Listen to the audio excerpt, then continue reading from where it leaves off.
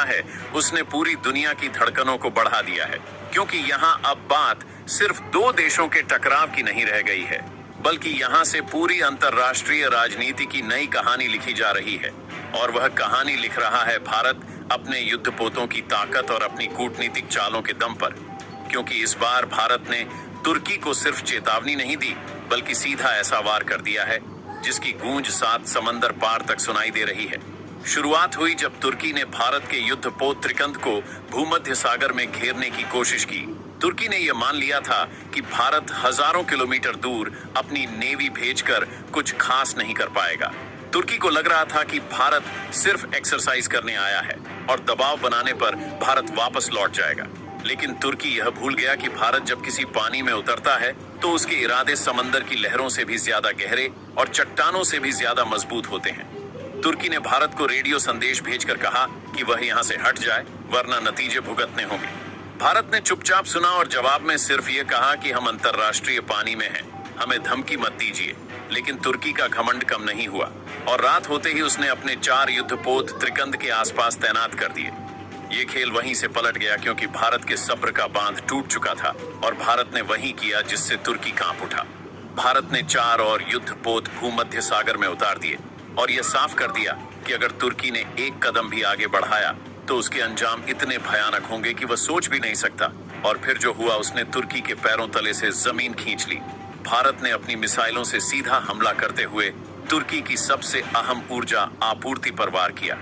Gas pipeline जो तुर्की की जान मानी जाती थी, जो सऊदी अरब और अरब देशों से तुर्की को ऊर्जा सप्लाई करती थी, उसी पाइपलाइन को भारत ने रात के अंधेरे में तबाह कर दिया। मिसाइलें आसमान को चीरती हुई गईं और देखते ही देखते तुर्की की लाइफलाइन चिथड़े चिथड़े होकर बिखर गईं। आग के शोले आसमान को छू रहे थे और तुर्की के पास इस हमले का जवाब देने के लिए कुछ भी नहीं था। भारत ने यह वार सोच समझकर किया था, क्योंकि किसी भी देश को कमजोर करने का सबसे बड़ा तरीका है उसके ऊर्जा सेक्टर पर हमला करना, और तुर्की की कमर तोड़ने के लिए इससे बड़ा तरीका कोई नहीं था। अगर आपको ये वीडियो पसंद आ रही हो तो वीडियो को लाइक करें और साथ ही साथ चैनल को सब्सक्राइब करें, क्योंकि ये आपके लिए केवल 1 सेकंड का काम है, लेकिन इससे हमारी काफी बड़ी मदद होती है। तो चलिए वीडियो में आगे बढ़ते हैं। भारत का यह हमला सिर्फ सैन्य नहीं बल्कि रणनीतिक भी था, क्योंकि भारत ने दुनिया को यह संदेश दे दिया कि अब कोई भी देश अगर भारत को चुनौती देगा तो उसका अंजाम ऐसा होगा कि पूरी दुनिया उसे देखेगी और डर जाएगी। तुर्की इस हमले से तिलमिला गया। उसने तुरंत संयुक्त राष्ट्र में जाकर भारत के खिलाफ आवाज उठाने की कोशिश की, लेकिन वहां भी उसे करारा झटका लगा, क्योंकि भारत ने सबूतों के साथ दिखा दिया कि किस तरह से तुर्की ने अंतर्राष्ट्रीय नियमों का उल्लंघन किया था। भारत ने यह भी साफ कर दिया कि तुर्की की यह हरकत किसी भी युद्ध की सीधी दावत थी और भारत ने केवल जवाबी कार्रवाई की है यूनाइटेड नेशन में। जैसे ही भारत का पक्ष सामने आया, तुर्की अकेला पड़ गया। यहाँ तक कि अमेरिका, जिसने तुर्की को पीछे से उकसाया था, उसने भी भारत के खिलाफ एक शब्द नहीं बोला।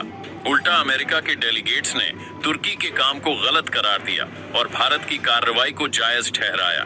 यह सुनकर तुर्की के होश उड़ गए, क्योंकि उसे उम्मीद थी कि अमेरिका उसका साथ देगा, लेकिन यहाँ तो हालात ही उलट गए।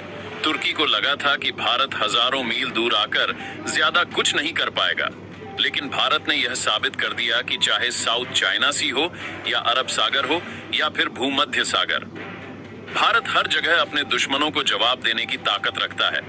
भारत ने सिर्फ मिसाइलों का ही इस्तेमाल नहीं किया, बल्कि उसने अपने आधुनिक ड्रोन भी तैनात कर दिए, जो तुर्की की सीमा पर चील की तरह मंडरा रहे थे।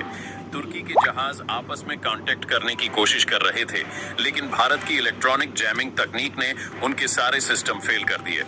नतीजा यह हुआ कि तुर्की के जहाज भूमध्य सागर में अकेले और बेजान होकर रह गए, जबकि भारत के युद्धपोत उन्हें चारों तरफ से घेर चुके थे। हालात इतने बिगड़ गए कि तुर्की ने खुद बयान बदलते हुए कहना शुरू कर दिया कि वह भारत की एक्सरसाइज में दखल नहीं दे रहा था, वह तो केवल अपनी सीमा की सुरक्षा कर रहा था। यही तुर्की था जो कुछ घंटे पहले भारत को धमका रहा था, और अब वही तुर्की दबाव में आकर अपने सुर बदलने लगा।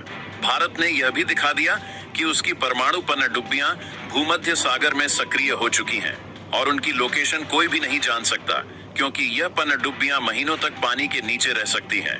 इसका मतलब यह था कि भारत चाहे तो तुर्की पर पानी के नीचे से किसी भी समय हमला कर सकता है और तुर्की कुछ कर भी नहीं पाएगा। इस डर से तुर्की ने अपने युद्धपोत पीछे खींचने शुरू कर दिए, लेकिन तब तक बहुत देर हो चुकी थी। भारत ने तुर्की की ऊर्जा आपूर्ति को तहस नहस कर दिया था और पूरी दुनिया को यह संदेश दे दिया था कि भारत युद्ध की शुरुआत नहीं करता, लेकिन जब उसके खिलाफ कोई कदम उठाया जाता है तो भारत का जवाब दुश्मन की रूह तक हिला देता है। तुर्की ने यह भी सोचा था कि अगर भारत के खिलाफ खड़ा होगा तो उसके साथ कुछ अरब देश खड़े होंगे, लेकिन जब भारत ने वार किया तो अरब देशों ने भी तुर्की का साथ देने से मना कर दिया, क्योंकि वे जानते थे कि भारत से टकराना आसान नहीं है। उधर इजराइल ने खुलकर भारत का समर्थन किया और अपने ड्रोन भारत के लिए रवाना कर दिए, जिससे भारत और ज्यादा ताकतवर हो गया तुर्की अब पूरी तरह से घिर चुका था। भारत भूमध्य सागर से लेकर रेड सी और ब्लैक सी तक अपनी मौजूदगी दर्ज करा चुका था, यानी तुर्की को तीन तरफ से भारत ने पूरी तरह से जकड़ लिया था।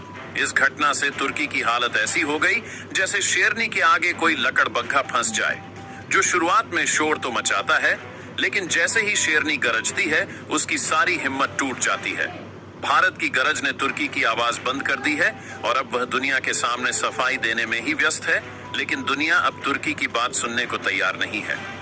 भारत ने यह साफ कर दिया है कि अगर कोई भी देश भारत की नेवी को चुनौती देगा तो उसका हाल तुर्की से भी ज्यादा बुरा होगा, और यह सबक पूरी दुनिया ने देख लिया है। जब पूरी दुनिया ने यह देख लिया कि भारत अब किसी भी तरह की धमकी से डरने वाला देश नहीं है, भारत ने साबित कर दिया कि जब तक कोई दुश्मन छेड़ता नहीं है तब तक भारत शांत रहता है, लेकिन जैसे ही कोई भारत को ललकारता है तो उसका अंजाम इतना भयानक होता है कि पूरी दुनिया हैरान रह जाती है। तुर्की की ऊर्जा लाइफलाइन को ध्वस्त करना सिर्फ एक सैन्य वार नहीं था, बल्कि ये एक ऐसा संदेश था कि भारत की रणनीति कितनी गहरी है और उसकी नेवी कितनी सटीक और सक्षम है। भूमध्य सागर से लेकर रेड सी और ब्लैक सी तक भारत की मौजूदगी ने यह साफ कर दिया कि अगर भारत चाहे तो किसी भी देश को तीन तरफ से घेर सकता है और उसकी पूरी ताकत को ध्वस्त कर सकता है। तुर्की अब चाहे कितनी भी सफाई देता रहे, उसकी हालत दुनिया ने देख ली है और भारत ने भी यह दिखा दिया है कि वह युद्ध की शुरुआत नहीं करता, लेकिन जब करता है तो दुश्मन को चारों खाने चित्त करके ही रुकता है। ये पूरी घटना इतिहास में उस दिन के रूप में लिखी जाएगी जब भारत ने न सिर्फ तुर्की को सबक सिखाया, बल्कि पूरी दुनिया को यह दिखा दिया कि अब भारत वह भारत नहीं रहा जिसे कोई भी देश दबा सके, बल्कि भारत अब वह शक्ति है जिसके सामने बड़े से बड़ा देश भी सोचने पर मजबूर हो जाएगा कि भारत से टकराना किसी भी कीमत पर आसान नहीं है। तो दोस्तों, आपको क्या लगता है, भारत का यह कदम तुर्की को रोकने और दुनिया को संदेश देने के लिए कितना बड़ा और कितना ऐतिहासिक है? अपनी राय जरूर बताइएगा।